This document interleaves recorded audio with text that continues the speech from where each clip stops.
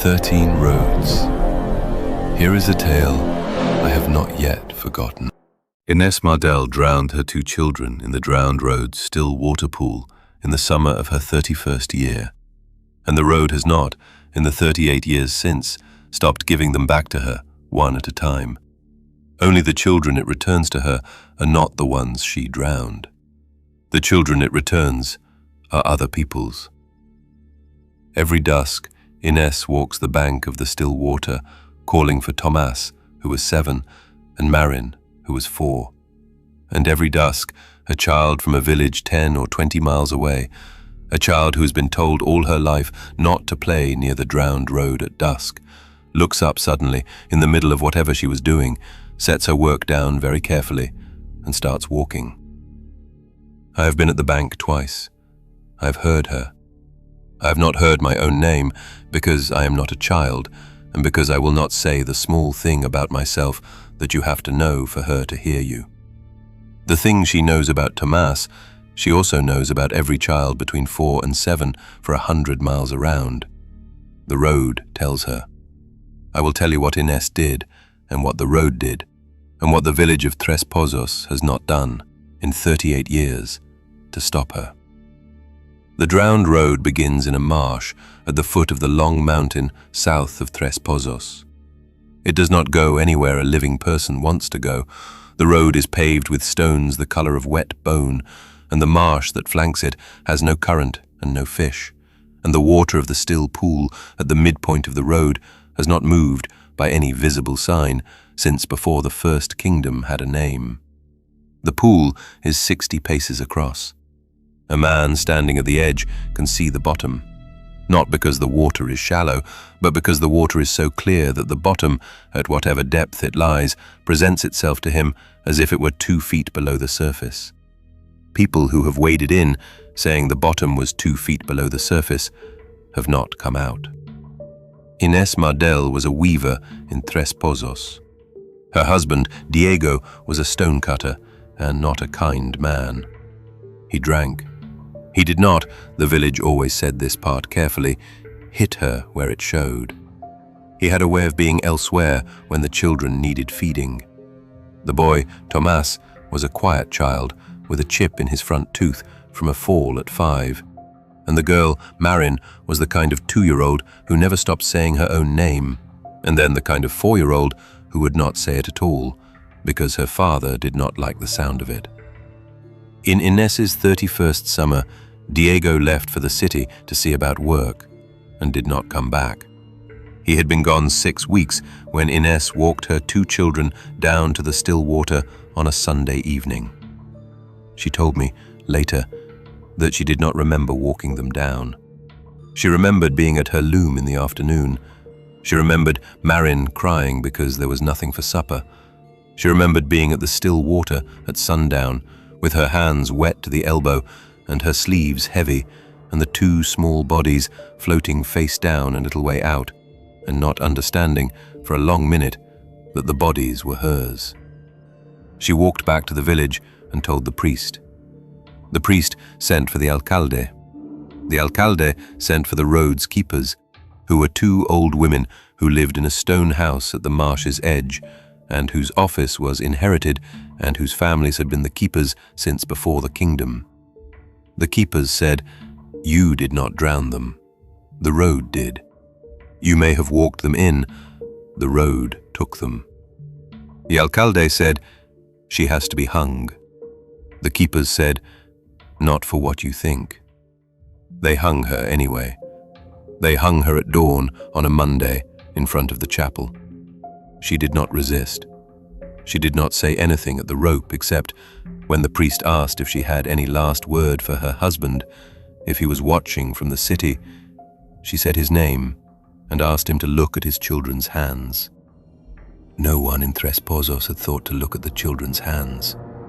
The keepers had. The keepers had pulled them from the water.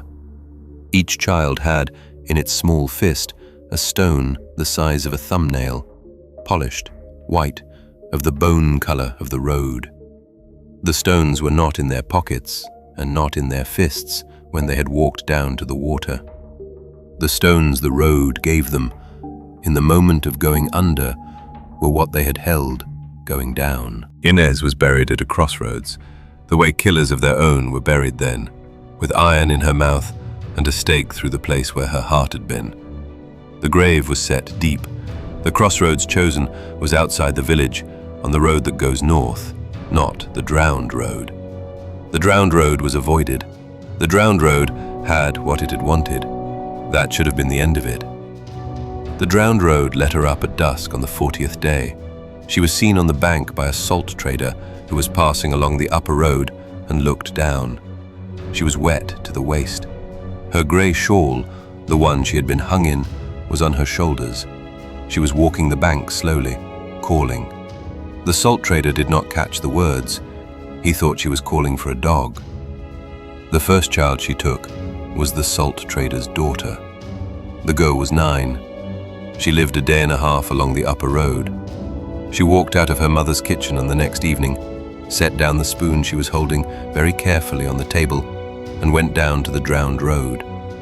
She was found 3 days later at the edge of the still pool, face down, with a thumbnail-sized stone of the bone color in her fist. It was a stone the road had given her, going under. The salt trader hanged himself the next day. Tres Pozos went to the keepers. The keepers said, "We told you." The keepers said, "She was not a killer of her children. She was a woman the road used to take its children. The road took them through her. The road wanted them." The hanging did not undo it. The hanging tied her to the road forever. The road has her now, and she will walk the bank at dusk for as long as the road wants children, and she will call for the 2 she remembers, and the road will give her, one at a time, because it can, and because every child she takes is, the moment the stone closes in her hand, a child the road took, not a child she took. The village asked what they could do. The keepers said, "Teach your children not to come when they hear their name called at dusk." The village said, "How will they know?" The keepers said, "They will know. They will say, it has the voice of a woman they have never met, and that she sounds tired, and that she is not angry at them. They will know exactly. The question is whether they obey what they know." That was 38 years ago. Inés walks the bank every dusk. The village of Tres Pozos has not lost a child to her, not because the village is careful, but because the village's children no longer hear her. She has worked north and south and west into other villages, into villages that did not know about her, into villages where children play freely at dusk because no grown person has thought to forbid it. The road keeps account. The keepers keep account. The 2 old women in the stone house at the marsh's edge have a list, on a paper that hangs above the cold hearth, of every child by name and village and the date their name was called, and the date they did not come home. The list is long. The list has, the keepers told me, never had 2 children with the same first name on it. The road, when it chooses, prefers a name it has not used recently. I sat with the elder of the 2 keepers, an old woman called Pilar, in their stone house, drinking water from the well behind the house, which is not, she said, the still water, and she said it like a warning, and I asked her what could be done. Pilar said, "She has to be loved again." I said, "By whom?" Pilar said, "By her husband, Diego." She said, "He never came back from the city. He is alive. We know which city. He has been told, every year, by a letter we send. He does not answer. He has, between then and now, married twice more, and had 4 children by the second wife and 1 by the third, and he is 66 and walks with a cane, and he will not come." She said, if he came and stood at the bank at dusk and said her name, Inés, not the name of the killer they hung, but the name he used when she was 19 and he was 22, and they were not yet anything, she would lay the shawl down on the bank and walk into the water, and the road would close behind her, and the children she has called would stop coming, and the list above our hearth would stop growing, and the keepers would have nothing to do. She said, "He will not come." I said, "Have any of the children he had with the second wife?" Pilar said, "Yes, the middle daughter. She is called Marin. She is 41. She has read her stepmother's name once on a paper a stranger handed her in a market, and she has not, since that day, slept through a full night."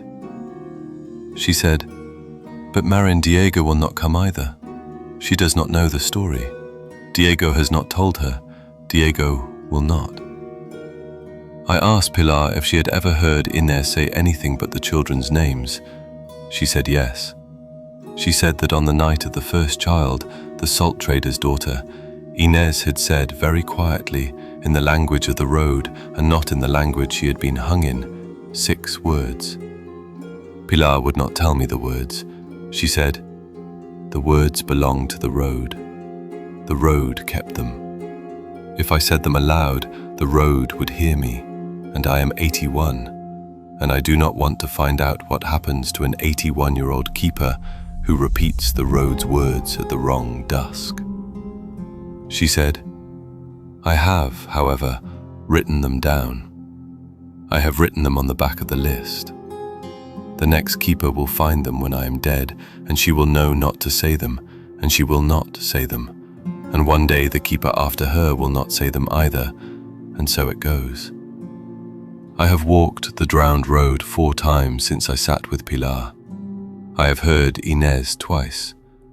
Both times I've stood on the bank at dusk and listened. Both times she has called a name I did not know. Both times the name was a child's. Both times, between the call and the dark, I have heard, very faintly, from the upper road or from a village in the marsh or from somewhere east, the small sound of a door opening and a small set of feet starting to walk. I have not gone to look. I do not know what I would do if I went. I do not know what you would do if she called the name of a child who lives in your house. I do not know if Diego, in his 66th year, with his cane, has ever read this far.